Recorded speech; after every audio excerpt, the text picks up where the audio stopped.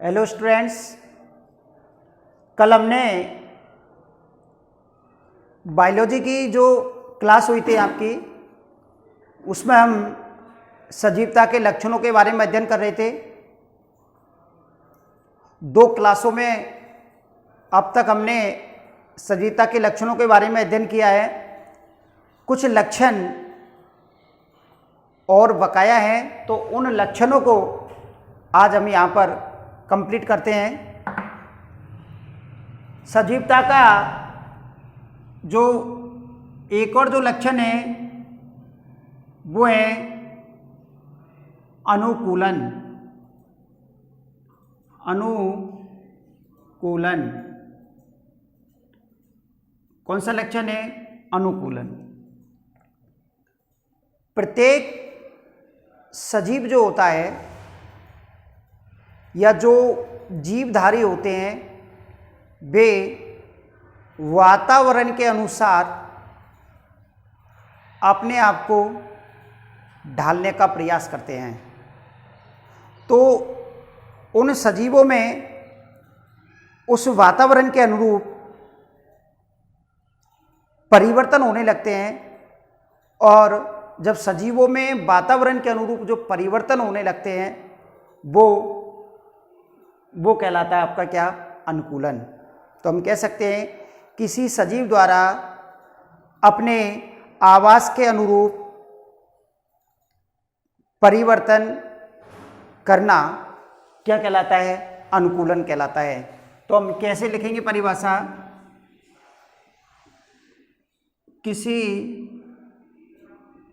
किसी सजीव द्वारा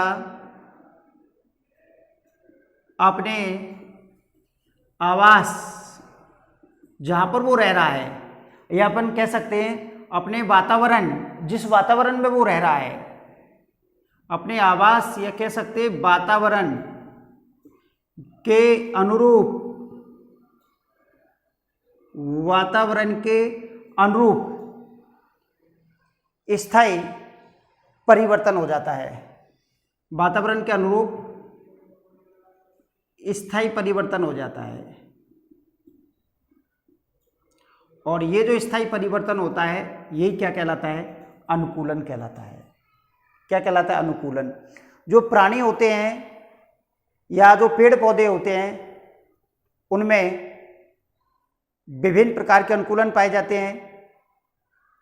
अनुकूलन अगर मुख्य रूप से देखा जाए तो वो दो प्रकार का होता है। एक बाह्य अनुकूलन, दूसरा आंतरिक अनुकूलन। इसके अलावा कार्य की अनुकूलन भी पाया जाता है। कौन सा अनुकूलन पाया जाता है? कार्य की अनुकूलन भी पाया जाता है, क्योंकि सजीव जो होते हैं वो माना कि किसी ऐसे वातावरण में या किसी ऐसे आवास में निवास करते हैं जहां पर उनको कार्य के अनुकूलन में परिवर्तन होना पड़ता है। अनुकूलन के आधार पर जीव जो होते हैं उनमें बाह्य अनुकूलन, आंतरिक अनुकूलन, कार्य की अनुकूलन, इस प्रकार के अनुकूलन पाए जाते हैं। और ये जो अनुकूलन होते हैं ये एक प्रकार के स्थायी परिवर्तन है, और जब ये स्थायी परिवर्तन उस जीव में हो जाते हैं तो वो जीव उस आवास में रहने के अनुकूल हो जाता है। कहते हैं कि आसानी से उसमें रह सकता है, वो जीवित रह सकता है। और यदि किसी जीव में वातावरण के अनुरूप कोई परिवर्तन नहीं होता है तो वो जीव मृत हो जाता है, नष्ट हो जाता है। आपने पढ़ा है कि एक लंबे समय के बाद जो जीव होते हैं वो जैसे वातावरण में रहते हैं उनमें उसी ही प्रकार का अनुकूलन होता है। जैसे शीतकालीन वातावरण में रहने वाले जो जंतु हैं उनके जो बाल होते हैं वो घने होते हैं ताकि सर्दी से उनकी सुरक्षा हो सके। उनकी त्वचा जो होती है वो मोटी होती है जो सर्दी से उनका बचाव करती है। तो ये एक प्रकार का उनमें होने वाला वातावरण के अनुरूप स्थायी परिवर्तन है, तो ये कहलाता है अनुकूलन। अगर हम मरुस्थलीय जंतुओं की बात करते हैं तो मरुस्थलीय जंतु हो या मरुस्थलीय पौधे हो, तो जंतु और पौधों में भी उस मरुस्थलीय आवास के अनुरूप स्थायी परिवर्तन होते हैं।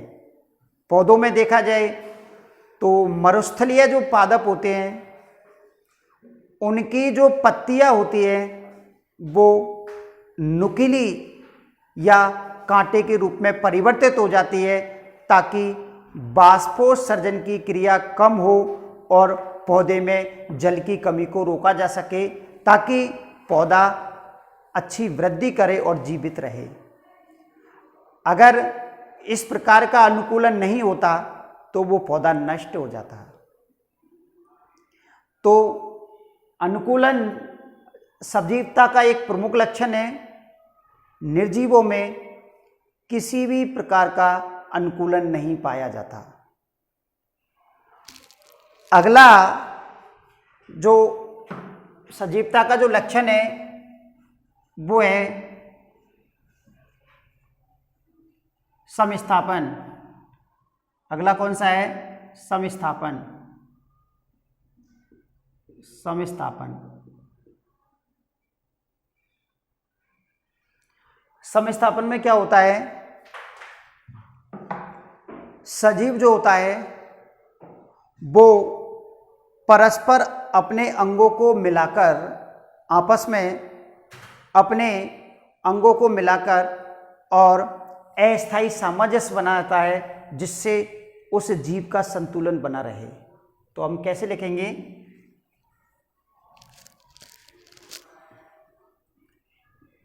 देखो, किसी सजीव द्वारा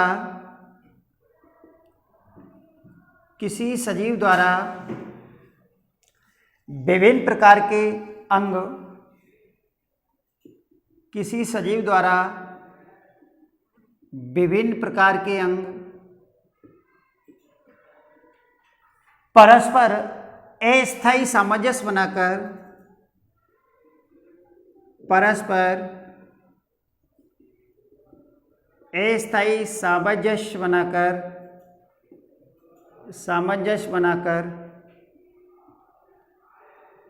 संतुलन अवस्था में बने रहते हैं। सामंजस्य बनाकर संतुलन की अवस्था में बने रहते हैं। संतुलन की अवस्था में बने रहते हैं। यही कहलाता है आपका क्या? समस्थापन। एक बार फिर से समझो। कोई भी सजीव होता है, उस सजीव के द्वारा विभिन्न प्रकार के अंग परस्पर अस्थायी सामंजस्य बनाकर संतुलन की अवस्था में बने रहते हैं। ये कहलाता है समस्थापन। अगर शरीर के अंगों के द्वारा अस्थायी सामंजस्य नहीं होगा तो हमारे शरीर का संतुलन नहीं बनेगा, और शरीर का संतुलन नहीं बनेगा तो हमें उस कार्य को करने में व्यवधान होगा। जैसे एग्जाम्पल के लिए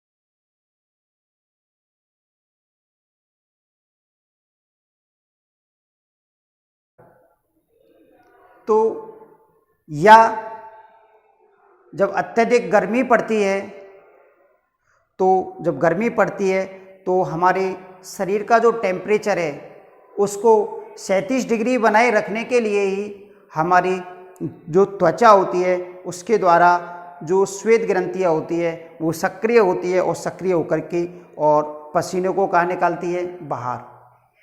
पसीने को बाहर निकालती है, हमारा शरीर ठंडा हो जाता है और अंदर का जो तापमान है वो 37 डिग्री बना रहता है। तो ये भी एक प्रकार का अनुकूलन है, ऐसे नहीं है कि हमेशा ही पसीना आता रहेगा। तो ये भी एक प्रकार का समस्थापन है, और इसमें भी अस्थायी सामंजस्य होता है। और जो जीव अस्थायी सामंजस्य बना करके संतुलन की अवस्था में बना रहता है वो जीवित रहता है, और जो अस्थायी सामंजस्य नहीं बना पाता वो संतुलन की अवस्था में नहीं रहता, उसे कार्य करने में व्यवधान आता है। तो ये जो समस्थापन होता है इसमें जीव जो होता है वो अस्थायी सामंजस्य बनाकर संतुलन की अवस्था में बना रहता है। तो ये समस्थापन हो गया आपका। अगला जो आपका सजीवता का जो लक्षण है वो है बेटो उत्सर्जन। कौन सा है? उत्सर्जन।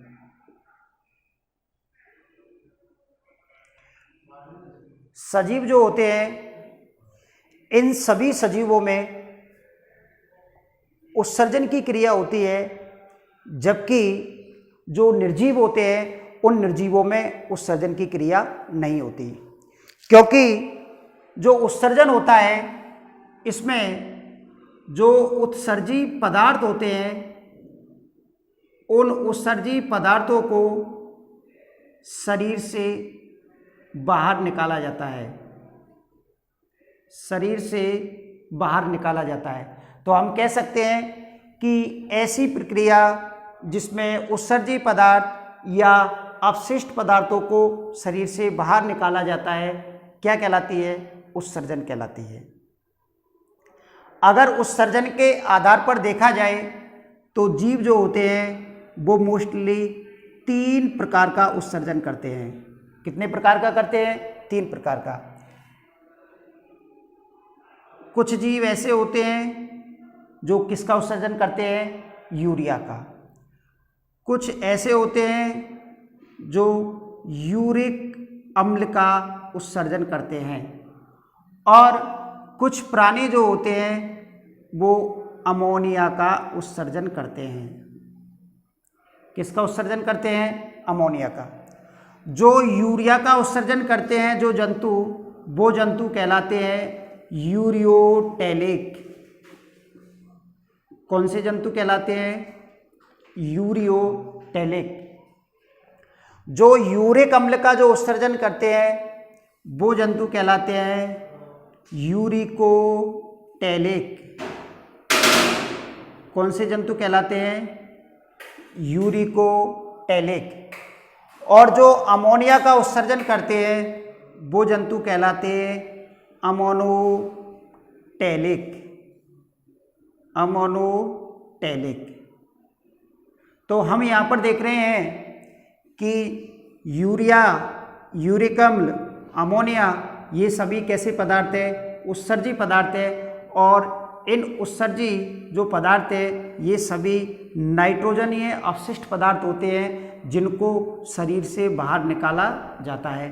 तो ये जो प्रक्रिया होती है वो केवल किस में होती है? सजीवता में पाई जाती है। केवल सजीव ही उत्सर्जन करते हैं, निर्जीवों में उत्सर्जन की प्रक्रिया नहीं होती। तो जो अगला जो हमारा लक्षण है वो है कौन सा? उत्सर्जन। इसके अलावा कुछ और भी लक्षण है, उसमें एक लक्षण और है आपका, वो है परिवहन या परिसंचरण कह सकते हैं हम। परिवहन पदार्थों का। जो जीवधारी होते हैं उन जीवधारियों में पदार्थों का परिवहन होता है। पदार्थ जो होते हैं वो एक स्थान से दूसरे स्थान की ओर जाते हैं। अगर हम जंतुओं की बात करते हैं तो जंतुओं में जो रक्त होता है उसका परिवहन होता है, क्योंकि रक्त परिसंचरण तंत्र पाया जाता है और उस तंत्र के अंतर्गत रक्त का जो है विभिन्न कोशिकाओं तक, शरीर के विभिन्न अंगों तक उसका परिवहन होता है। रक्त के साथ में पाए जाने वाले जो घटक है उनका भी परिवहन होता है। अगर हम पेड़ पौधों की बात करते हैं तो पेड़ पौधों में जल, खनिज, लवण और जो भोज्य पदार्थ होते हैं उनका परिवहन होता है। तो सजीवों में परिवहन होता है, लेकिन निर्जीवों में परिवहन की प्रक्रिया नहीं होती। तो सजीवों में परिवहन होता है लेकिन निर्जीवों में परिवहन की प्रक्रिया नहीं होती। और अगर जीवों में देखा जाए तो परिवहन के लिए जंतुओं में एक तंत्र पाया जाता है, परिसंचरण तंत्र, जिसके बारे में हम जो अगला अध्याय आएगा उसमें हम इसके बारे में डिटेल से पढ़ेंगे। केवल आपको ये ध्यान रखना है कि ये जो परिसंचरण तंत्र होता है इसमें भोज्य पदार्थों, अपशिष्ट पदार्थों, जल, रक्त सभी का परिवहन होता है परिसंचरण तंत्र के द्वारा। अगर जंतुओं में देखा जाए तो ये जो परिसंचरण तंत्र होता है ये दो प्रकार का होता है, एक खुला परिसंचरण तंत्र और दूसरा बंद परिसंचरण तंत्र। तो दो प्रकार के ये तंत्र पाए जाते हैं, लेकिन हमें केवल यहाँ पर केवल सजीवता के लक्षण पढ़ने हैं। तो सजीवता के लक्षण में यही है कि जंतुओं में परिवहन की प्रक्रिया होती है सजीवों में, जबकि निर्जीवों में परिवहन की प्रक्रिया नहीं होती। तो ये आपका हो गया सजीवता के लक्षण। तो आज आपके यहाँ पर सजीवता के जो लक्षण हैं वो पूरे कंप्लीट हो गए हैं। एक बार मैं सभी लक्षणों को दोबारा से रिपीट कर रहा हूँ। पहला जो लक्षण है वो है कोशिकीय संगठन, ये आप पढ़ चुके हैं। दूसरा आपका जनन, तीसरा कौन सा है आपका गति, चौथा वृद्धि, अगला श्वसन, अगला उपापचय, अगला संवेदनशीलता, अगला पोषण, अगला उत्सर्जन जो अभी पढ़ा है हमने, फिर परिवहन, अनुकूलन,